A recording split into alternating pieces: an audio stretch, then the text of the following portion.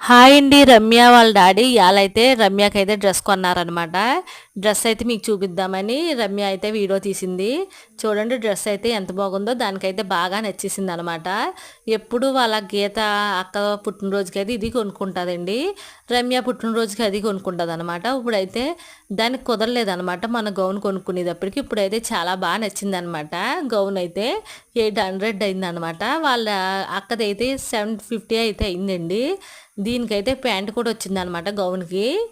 చూడండి అద్దాల వరకు సిప్స్ వర్క్తో అయితే గౌన్ అయితే చాలా చాలా బాగా వచ్చింది.